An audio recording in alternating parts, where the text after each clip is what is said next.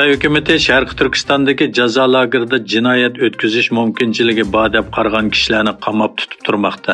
Ma'lum bo'lishicha, lagerga elib ketilgan Sharq Turkiston xalqining a'zolari arab davlatlariga halol deb setilgan.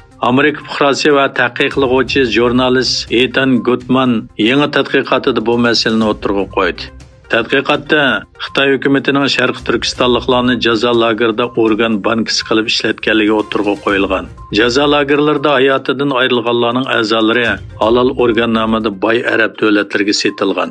Xitoy sud mahkamasining 2020-yili e'lon qilgan doklatiga asoslanganda Uyg'urlarning DNA avrishkisi haqsiz salomatlik tekshirishdan o'tgan hamda qonunsiz tijorat organining sonliq ma'lumot omboriga qo'shilgan. Uyg'ur ziyolisi va faoliyatchisi Ilhom To'xta 2014-yili 15-yanvar qo'lga olinib, shu yili muddatsiz qamoq jazosiga hukm qilinib, Xitoy turmasiga tashlandi. 1-oyning 14-kuni Amerika Avom palatasining Xitoy ishlari ijroiya komiteti Twitter betida Ilhom To'xta shartsiz qo'yib berilsin deb bayonot e'lon qildi.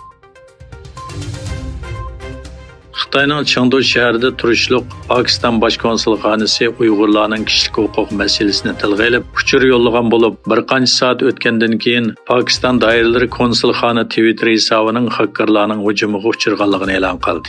Xabar qilinishicha, Pokistonning Chengduda turishliq bosh konsulxonasi 13-yanvar rasmiy Twitter hisobida Pokiston Tashqi ishlar ministrligi Xitoyning Pokistondagi kelkun ofatidan keyingi qayta qurish ishlariga qilgan yordami va qo'llashiga minnatdorlik bildirdi.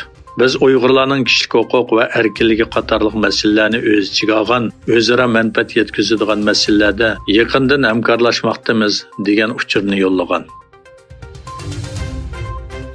Davlatlik statistika idorasining sonliq ma'lumotlariga qaraganda, Xitoyning nüfusi 1961-yildan buyon tunji qitim tövalligan. Statistika idorasining aytishicha, chet ellarni hisobga olmaganda Xitoy cho'nqurg'uligining nüfusi 2022-yili 850 ming kishi aziyib, 1,410 millionga tushib qolgan. 2022-yili 9,560 ming kishi tug'ilgan va 10,410 ming kishi o'lgan.